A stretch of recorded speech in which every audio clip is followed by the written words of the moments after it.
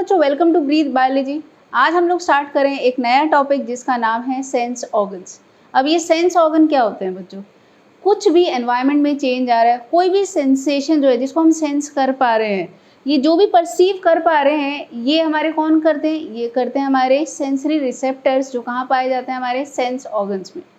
अब सिर्फ परसीव कर लिया, यहीं पे कहानी खत्म नहीं हुई। जो परसीव किया हमने, उस इन्फॉर्मेशन को, उस सेंसेशन को डिकोड किया जाता है हमारे सीएनएस में। ठीक है बच्चों, ये ध्यान रखना है। तो जो भी सेंसरी इन्फॉर्मेशन आती है थ्रू सेंस ऑर्गन हमारा, वो फर्दर क्या होता है? It is decoded by CNS. ठीक है, ये ध्यान रहेगा आपको। अब सीएनएस में जो सबसे फर्स्ट पार्ट है, जहाँ हम देखेंगे ये सेंसरी इन्फॉर्मेशन जा रही है और उसको वो एक अलग करेगा, बाइफरकेट करेगा, किस एरिया में भेजना उस इन्फॉर्मेशन को, वो कौन करता है? वो हमारी बॉडी का राउटर, जिसको हम कहते हैं थैलेमस। तो सबसे पहले हम देखेंगे सेंसरी इन्फॉर्मेशन कौन से पार्ट ऑफ सीएनएस में गई? थैलेमस। अब अगर ये सेंसरी इन्फॉर्मेशन, हो सकता है हमारी साउंड हो सकता है कोई स्मेल हो, उस अकॉर्डिंग हम देखेंगे डिफरेंट पार्ट ऑफ हमारा सीएनएस में चली जाएगी वाया थैलेमस। तो ये थैलेमस किस तरीके से काम कर रहा है? ये काम कर रहा है एज राउटर, जैसे हमारे घर में भी होता है। तो ये हमारा काम कर रहा है एज राउटर, और ये क्या कर रहा है? ये जो इन्फॉर्मेशन है, ये टू रिस्पेक्टिव पार्ट्स जो होते हैं, जहाँ पर ये जो सेंसरी इन्फॉर्मेशन है उसको डिकोड किया जाएगा, वहाँ पर भेज रहा है। तो लिख रही हूँ मैं, sends information to respective parts of CNS. So इतना बच्चों आपको ध्यान रहेगा, जो भी सेंसरी इन्फॉर्मेशन बाहर से आती है उसको डिकोड किया जाता है सीएनएस में, और फर्दर हम देखेंगे सीएनएस में थैलेमस से होते हुए बाकी जितने भी हमारे पार्ट्स हैं सीएनएस के, वहाँ पर जाता है। ठीक है बच्चों, इसी में एक एग्जाम्पल आज हम पढ़ेंगे। जो आज हम सेंस ऑर्गन पढ़ने वाले हैं वो तुम्हें यहाँ देख के पता चल ही रहा होगा, वो क्या है? आई। अब आई का मैं एग्जाम्पल यहाँ पे बताती हूँ। जो हमारी आई में जो सबसे इनरमोस्ट लेयर होती है, जिसको हम कहते हैं रेटिना, रेटिना में जो इमेज बनती है वो कैसी होती है? वो होती है बहुत ही छोटी। ठीक है, और कैसी होती है? वो इन्वर्टेड। अब क्या आप मुझे वैसा देख पा रहे हो कि बहुत छोटा और इन्वर्टेड? ऐसा तो नहीं हो रहा ना, या एक दूसरे को नहीं ना।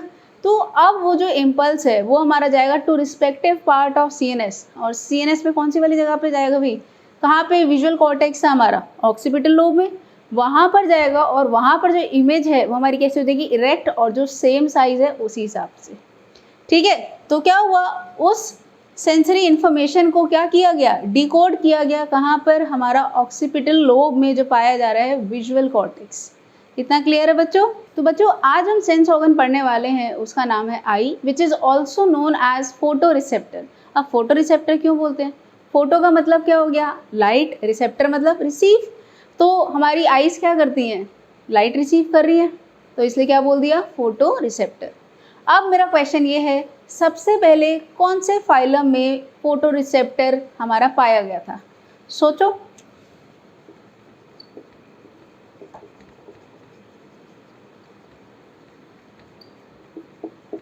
तो eye which is also known as photoreceptor सबसे पहले हमें मिला था फाइलम प्लैटीहेलमिन्थेस।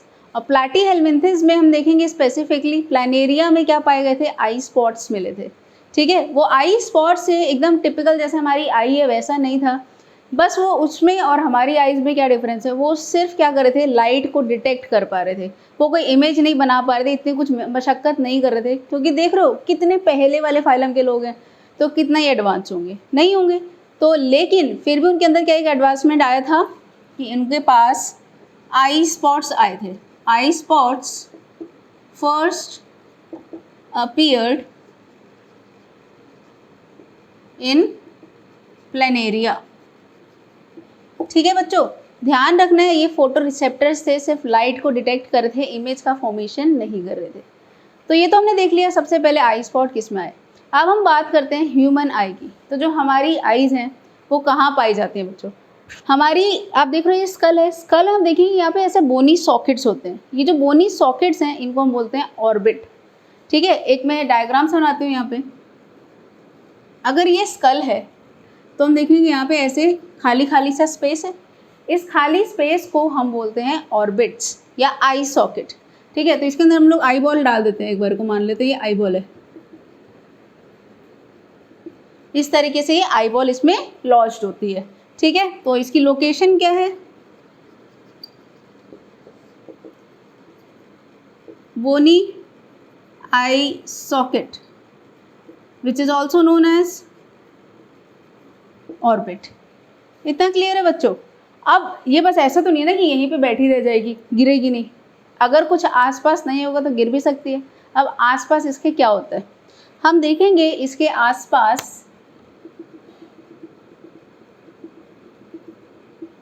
बहुत सारा पाया जाता है एडिपोज टिश्यू। ठीक है, तो ये जो आप देख रहे हो मैंने क्या बनाया है, एडिपोज टिश्यू। अब ये एडिपोज टिश्यू क्या करेगा बच्चों, ये सबसे पहली चीज़ तो देखो हमारा एडिपोज टिश्यू कहाँ पाया जाता है, जहाँ पे कोई भी वाइटल ऑर्गन है, शॉक एब्जॉर्बर की तरह काम कर रहा है, वही सेम चीज़ हम देखेंगे यहाँ पे पाया जा रहा है। इसको प्रोटेक्शन प्रोवाइड कर रहा है, शॉक एब्जॉर्बर की तरह काम कर रहा है। ठीक है बच्चों, इसलिए यहाँ पे हमें क्या मिल गया, इसके सराउंडिंग में एडिपोज टिश्यू। अब बात करते हैं आई बॉल की शेप कैसी होती है। ये एकदम क्लियरली स्फेरिकल नहीं होता, ये समवॉट स्फेरिकल होता है, मतलब एकदम एग्जैक्ट शेप नहीं है इसकी। क्यों, क्योंकि हम देखिए इसमें जो सबसे पहले आगे बल्ज आउट करके आ जाता है हमारा कॉर्निया बन के, जो अब अगले डायग्राम में देखोगे।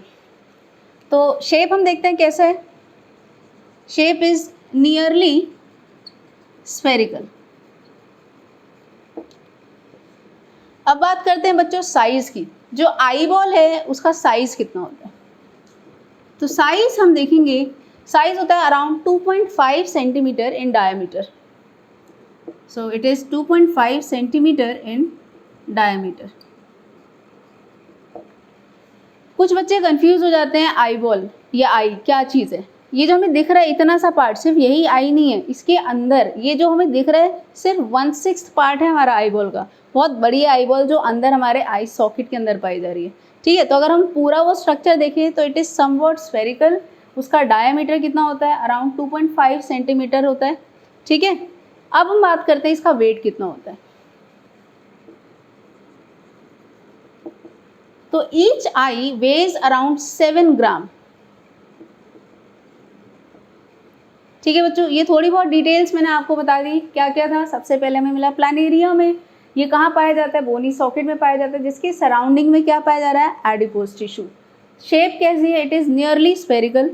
साइज कितना है, 2.5 सेंटीमीटर है इन डायमीटर। फिर हम बात करते हैं इसका वेट कितना है। वेट कितना है बच्चों, अराउंड 7 ग्राम होता है। इतना आप लोगों को सबको समझ में आ गया होगा। अब हम बढ़ते हैं आगे, जो आइस के से रिलेटेड जो भी स्ट्रक्चर हैं उसके बारे में पढ़ते हैं। तो बच्चों एक एक करके जो भी एसोसिएटेड स्ट्रक्चर्स हैं हमारे आई के, उनके बारे में पढ़ते हैं। सबसे पहले जो हम एसोसिएटेड स्ट्रक्चर के बारे में पढ़ेंगे वो क्या है, हमारा आईब्रो। अभी जब आईब्रोज देख रहे हैं, ये बच्चों कैसा एक आर्च सरफेस है जहाँ पे हम देख रहे हैं कि बहुत सारे हेयर पाए जा रहे हैं। इसका फंक्शन क्या है, इसका एक प्रोटेक्टिव फंक्शन है। देखो क्या होता है, कभी भी जैसे हमें स्वेटिंग हो रही थी वो यहीं पे जाके जो स्वेट है वो रुक जाएगा। बहुत कम ऐसा स्वेट होता है जो पूरा फिसल के ऐसे नीचे तक आएगा। कोई डस्ट है उससे बचाता है, और हमें कोई भी फॉरेन पार्टिकल है वो सब की एंट्री हमारी आईज में ना हो उससे बचाता है। तो ये हमारा स्ट्रक्चर क्या है, आईब्रो, जो कैसा है, आर्च्ड। ठीक है, सेकेंड जो हमारा स्ट्रक्चर है उसको हम कहते हैं आईलिड्स। तो आपको दिख ही रहा है, एक ये आईलिड हो गई और एक ये आईलिड हो गई। ये दो आईलिड तो आपको दिख ही रही है, upper eyelid and lower eyelid. Eyelid के लिए हम एक और वर्ड यूज़ करते हैं, पैल्पेब्री। ठीक है, तो अब ये जो आईलिड है ऊपर वाली नीचे वाली, इसका काम क्या है, देखो जब हम सो रहे हैं, हम अपनी आइज़ बंद करके बैठे हैं, तो आइज़ वो कैसे क्लोज हो रखी है, जो आईलिड है वही तो क्लोज हुई है। एक्चुअल हम कहते हैं आइज़ क्लोज कर लो, एक्चुअल में आईलिड है जिसने क्लोज कर दिया है। कोई बहुत ज़्यादा एक्सेसिव लाइट आ रही है उससे भी हमें आईलिड्स बचा रही है, कोई डस्ट पार्टिकल है उससे भी बचा रही है। ठीक है, इतना क्लियर। अब देखो ये जो आईलिड्स होती हैं इनकी लाइनिंग में ग्लैंड्स पाए जाते हैं जो सिक्रीट करते हैं एक ऑयली सिक्रीशन। ये ऑयली सिक्रीशन क्या करता है, एक ऑयली कोटिंग बना देता है अराउंड कॉर्निया। और दूसरी चीज़ क्या है, ये जो हमारी आईलिड्स हैं चिपक ना जाए, इसको भी इंश्योर करता है कि ऐसा ना हो हमारा कौन, जो यहाँ पे ऑयल ग्लैंड्स पाए जा रहे हैं। इतना क्लियर है बच्चों। ये आईलिड सिर्फ इतने ही नहीं है कि यहाँ एक अपर आईलिड एक लोअर आईलिड, एक और आईलिड पाया जाता है जो हम लोगों में वेस्टिजियल है, और उसको हम क्या बोलते हैं, उसको हम बोलते हैं निक्टिटेटिंग मेम्ब्रेन या फिर निक्टिटेटिंग मेम्ब्रेन, या फिर हम उसको बोलते हैं प्लाइके सेमिलुनारिस।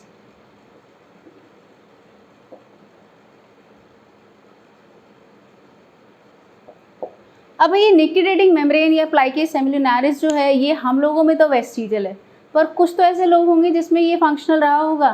ये यूजुअली हम देखेंगे जो एक्वेटिक ऑर्गेनिजम्स होते हैं या जिनका हैबिटेट हम देखें मेनली एयर होता है, उनके अंदर ये फंक्शनल होता है। ये क्या करता है, ये आप देख रहे हैं निक्टिडेटिंग मेम्ब्रेन हम लोगों में यहाँ पाया जा रहा है एकदम इनर और मीडियल साइड पे। ये क्या करता है बच्चों, जैसे जो एक्वेटिक ऑर्गेनिजम्स हैं जब वो पानी में जा रहे हैं तो ये कैसे एक लेयर सी बनाता है, इसको ऐसे कवर कर देता है ताकि एकदम पानी के कांटेक्ट में भी ना आए। ये चीज़ हो गया। अब यही चीज़ हम देखेंगे जिनका एरियल हैबिटेट है, जैसे बर्ड्स हो गई। बर्ड्स जब उड़ रही हैं तो ये निक्टिडेटिंग मेम्ब्रेन क्या करता है, इसको क्लोज कर देता है ताकि इतना जो एयर करंट है बहुत तेज़ वो हमारा या जो भी डस्ट है वो आइस के अंदर उसके एंटर ना करे। ठीक है, पर हम लोगों में हमारी ये दो आईलिड ही इतनी अच्छी खासी फंक्शनल है कि हमें इसकी ज़रूरत पड़ी ही नहीं। ठीक है, इसलिए ये हमारे अंदर जो निक्टिडेटिंग मेम्ब्रेन है या प्लाइकेस सेमिलुनारिस है वो कैसा है, वेस्टिजियल, रूडिमेंट्री है। इतना क्लियर है बच्चों। तो बच्चों जैसे मैंने आपको बताया आईलिड की लाइनिंग में पाए जाते हैं ऑयल ग्लैंड्स। उन ऑयल ग्लैंड्स को हम बोलते हैं मेबोवियन ग्लैंड्स। ये क्या कर रहे थे, जो आईलिड थी उनको आपस में चिपकने से बचा रहे थे और कॉर्निया से ना स्टिक कर जाए उससे भी बचा रहे थे। ठीक है बच्चों, अब नेक्स्ट हम लोग पढ़ते हैं एक और एसोसिएटेड स्ट्रक्चर जिसको हम बोलते हैं आई लैशेस। तो ये आई लैशेस सी मैंने बनाई है, ये आपको दिख रही होगी, ये अपर आईलिड लोअर आईलिड दोनों पे पाई जा रही हैं। अब ये जो आई लैशेस है ये भी बेसिकली क्या है, ये भी हेयर है। अब इनका फंक्शन क्या है, देखो अगेन कुछ भी स्वेटिंग हो रही है यहीं पे आकर रुक जाएगा, एकदम से नीचे आइस के अंदर नहीं आएगा। एक तो ये चीज़ होगी, कोई भी डस्ट पार्टिकल है, कोई भी फॉरेन सब्सटेंसेस है, इन सब की एंट्री को रोक रहा है हमारा कौन, ये आई लैशेस। इतना क्लियर। जैसे मैंने यहाँ पे लिखा है कि स्वेट से फॉरेन ऑब्जेक्ट हो गए या डायरेक्ट रेज है, कोई भी डस्ट पार्टिकल है, इन सब से बचा रहा है कौन, हमारे आई लैशेस। ठीक है बच्चों, अब ये जो आई लैशेस हैं ये तो हमने पढ़ लिया। ये जो आईलिड्स के जो एजेस हैं इन पे हम देखेंगे दो टाइप के ग्लैंड्स पाए जाते हैं। वो जो दो ग्लैंड्स हैं वो कौन कौन से हैं, सबसे पहला जो हमारा ग्लैंड है वो है ग्लैंड ऑफ ज़ीस।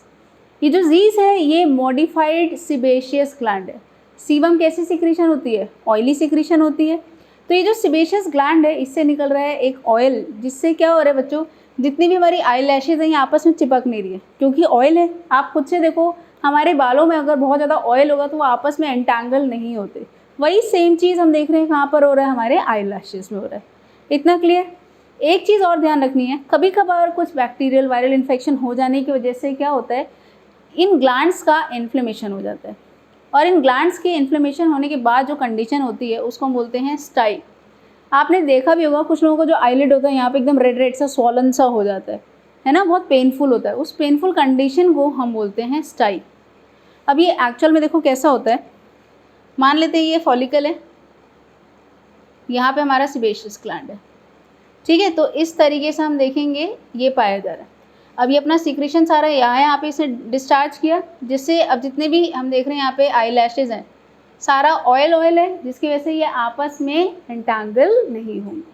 ठीक है, आगे देखते हैं हम बच्चों। एक और हमारे पास ग्लैंड पाया जाता है ऑन एज ऑफ आईलिड्स, वो क्या है, हमारे ग्लैंड्स ऑफ मोल। ये क्या है, ये हमारे मॉडिफाइड स्वेट ग्लैंड है। स्वेट मतलब कैसे डिस्चार्ज होगा, वाटरी डिस्चार्ज होगा। तो ये भी ऑलमोस्ट वही सेम काम कर रहा है। देखो it prevents sticking of eyelids, इतना सारा वाटरी ये डिस्चार्ज हो रहा है तो भी कैसे आईलिड्स हमारी आपस में चिपक पाएंगी। ठीक है बच्चों, तो ये थे कुछ हमारे एसोसिएटेड स्ट्रक्चर्स, दो और रह गए हैं उनके बारे में भी पढ़ते हैं।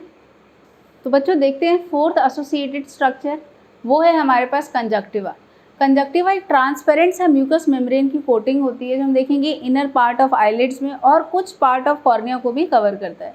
ये बना किसे होता है, ये हमारा बना होता है नॉन केराटिनाइज स्ट्रेटिफाइड कॉलमनर एपिथेलियम।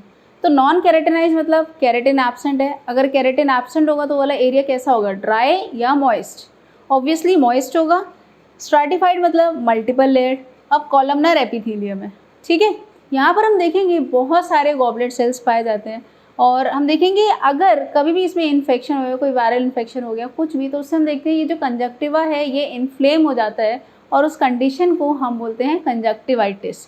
आमतौर पे हम देखते हैं कंजक्टिवाइटिस, कोई भी लोग जा रहे हैं वो काला सा चश्मा लगा लेते हैं। तो वो कंजक्टिवाइटिस में बेसिकली होता क्या है, हम देखते हैं जो आईज़ होती है ना हमारी ये रेड रेड कलर की दिखने लग जाती हैं। और क्या होता है, कंटिन्यूस रनिंग हो रहा है वाटर का, जलन हो रही है वहाँ पे, ये सारी चीज़ हम देखते हैं। मतलब ऑलमोस्ट जो इन्फ्लेमेशन वाले सारे सिम्टम्स हैं वो हमें फील हो जाएंगे किसमें, कंजक्टिवाइटिस। और हमें पता है आइटिस जब भी हम सफिक्स लगा रहे हैं, इसका मतलब क्या होता है, इन्फ्लेमेशन। तो इतना क्लियर है बच्चों। अब हम पहुंचते हैं आज के लास्ट टॉपिक पे, और लास्ट जो हमारा एसोसिएटेड स्ट्रक्चर है आईज का। तो बच्चों पढ़ते हैं हम लोग लास्ट एसोसिएटेड स्ट्रक्चर ऑफ आई। वो गया हमारे पास लेक्राइमल एपरेटस। लेक्राइमल एपरेटस में बहुत सारी चीज़ें आ रही हैं, जैसे आप यहाँ पे देख रहे हो। लेक्राइमल ग्लैंड्स, कभी आपने नाम सुना है? उसी को हम क्या बोलते हैं, टीयर ग्लैंड्स। उससे क्या निकलेंगे, टीयर्स, आंसू निकलेंगे। अब उसका जो पैसेज है बच्चों वो देखते हैं। तो देखो ये जो हमारे लेक्राइमल ग्लैंड्स हैं वो कहाँ पाए जाते हैं, यहाँ पर। ये वाला जो एरिया है आप देखोगे यहाँ पर हमारे पाए जाते हैं लेक्राइमल ग्लैंड्स। Lacrimal glands. अब ये लेक्राइमल ग्लैंड्स जो है अपनी सिक्रीशन कैसे डालेंगे भाई, यहाँ पर हम देखेंगे यहाँ पर पाए जा रहे हैं क्या, लेक्राइमल डक्ट। लेक्राइमल डक्ट्स, ठीक है। यहाँ से होता हुआ पूरा एक फिल्म सी बना दी, एक टीयर की फिल्म बन जाती है। अब जितना भी हम देखेंगे जो एक्सेस हम देख रहे हैं टीयर है, वो सारे को इकट्ठा करता है कौन, ऊपर से एक करेगा और एक करेगा नीचे से। जो ऊपर से करता है उसको हम बोलते हैं सुपीरियर कॉलिक्यूलस, और जो नीचे से कर रहा है उसको हम बोलते हैं इंफीरियर कॉलिक्यूलस। इतना क्लियर है बच्चों। अब जितना भी टीयर यहाँ पे इकट्ठा हुआ वो जाके एक बोरी में जाके इकट्ठा हो जाएगा। वो बोरी क्या है, वो बोरी हमारी कहलाती है लेक्राइमल सैक। इसको हम बोलते हैं लेक्राइमल सैक। इसमें जाके इकट्ठा हो गया। अब ये सारा टीयर जो है हमारा via नेजो lacrimal duct, नेजो lacrimal duct के थ्रू होता हुआ कहाँ चला जाएगा, नाम से देखो नेजो लेक्राइमल। ये तो गया लेक्राइमल, जो दूसरी चीज़ जहाँ पे जाएगा वो क्या होगा, नेजो मतलब नोज, ठीक है। फिर नोज से हमारा जाएगा नेजो फारिंग्स। नेजो फारिंग्स हम देखेंगे गट में जाके वो सारा जितना भी टीयर हमारा एब्जॉर्ब हो जाएगा। इतना क्लियर है बच्चों। तो एक बार फिर से देख लेते हैं इसका पैसेज। टीयर ग्लैंड में हमारे बन गए क्या, जो लेक्राइमल ग्लैंड है उसमें हमारे बन गए टीयर्स। वो कैसे आए हमारे आइज में, वाया लेक्राइमल डक्ट। यहाँ से होते हुए जितना भी एक्सेसिव हम देख रहे हैं टीयर जो है, ऊपर से कौन कलेक्ट करता है, सुपीरियर कॉलिक्यूलस, नीचे से करता है इन्फीरियर कॉलिक्यूलस, और वो सारा जाके ड्रेन कर देता है into a sac called lacrimal sac. यहाँ से सारा जो टीयर है बच्चों वो जाता है वाया नेजो लेक्राइमल डक्ट। कहाँ जा रहा है, इनटू नोज, और नोज से जाएगा नेजो फारिंग्स, नेजो फारिंग्स से गट में जाके एब्जॉर्ब हो जाएगा। इतना क्लियर है बच्चों। अब देखो एक क्वेश्चन यहाँ पे ये आता है, क्या हमेशा हमारे टीयर ग्लैंड्स जो होते हैं काम कर रहे होते हैं? अभी तो नहीं रो रहे हम लोग, आप भी नहीं रो रहे होगे, तो क्या इस टाइम पे हमारे टीयर ग्लैंड काम कर रहे हैं? यस, टीयर ग्लैंड हमारे हमेशा काम करते हैं, ठीक है। इससे क्या होगा, एक पूरी मतलब हमारे जो आईज़ हैं वो एकदम ड्राई नहीं रहती है, पूरी कोटिंग सी बनी रहती है, वाटरी सी कोटिंग होती है, कभी भी ड्राई नहीं होती इसकी वजह से, ठीक है। पर क्या होता है जब हम रो पड़ते हैं या बहुत ओवर एक्साइटेड हो जाते हैं, कुछ ऐसे इमोशंस बहुत एब्रप्ट हो जाते हैं जिसकी वजह से हम देखते हैं आंसू निकलने लगे, बाहर बह रहे हैं। नॉर्मली तो क्या हो रहा है भाई, यहाँ से होके लेक्राइमल सैक से होता हुआ लेक्राइमल नेजो लेक्राइमल डक्ट में गया, नोज में गया। पर ऐसी क्या कंडीशन हो रही है कि हम बस आंसू टपके जा रहे हैं, ऐसा क्या हो गया? तो देखो जब भी हम बहुत ज़्यादा इमोशनल हो रहे हैं या कुछ भी ऐसा आउटबर्स्ट हुआ है, उस टाइम पे क्या होता है, एकदम इतना हाइपर सिक्रीशन हो जाता है लेक्राइमल ग्लैंड का कि उतना ये संभाल ही नहीं पाता है। तो जब इतना सारा जो है वो ड्रेन नहीं कर पा रहा तो वो कहाँ जाएगा, बाहर ही तो गिरेगा, चाहे वो खुशी के आंसू हो चाहे वो दुखी के आंसू हो, तो वो सारे बाहर निकलने लग जाते हैं। अब एक चीज़ मैं यहाँ पे और बताती हूँ, ज़रूरी नहीं है कि आप बहुत ओवर एक्साइटेड हो या ओवर डिप्रेस्ड हो तभी जाके ये आंसू आपके निकल रहे हैं। कभी कभार आपने ऑब्जर्व किया होगा कुछ लोगों की जो आइज़ होते हैं हमेशा ऐसा लगता है रो रहे हो, आँख पूरी भरी रहती है आंसुओं से। ऐसा क्यों होता है? यूजुअली हम देखते हैं ऐसे लोगों में क्या होता है, उनका नेजो लेक्राइमल डक्ट जो होता है वो ब्लॉक्ड होता है और उसको करेक्ट करवाना पड़ता है, तब जाके जितना भी यहाँ पे हम देख रहे हैं टीयर फील्ड है वो उतना फील्ड नहीं रहेगा। ठीक है बच्चों, तो आज हम लोगों ने पढ़ लिया है associated structures of I. Next lecture में हम लोग पढ़ेंगे स्ट्रक्चर ऑफ आई। बारी है हमारे क्वेश्चन की, तो बच्चों देखते हैं आज के questions. First question, which of the following is a modification of sweat gland? इनमें से कौन सा मॉडिफिकेशन है स्वेट ग्लैंड का? ये आप लोगों ने सुन लिया था लेक्चर में ही, इसका आंसर दे देना। और दूसरा क्वेश्चन बहुत ही ईजी है, टीयर कंटेन्स, इसमें से क्या क्या चीज़ें हम देखेंगे टीयर्स के अंदर पाई जाती है। इन दोनों का आंसर आप लोग मुझे कमेंट सेक्शन में बताइए। Thank you.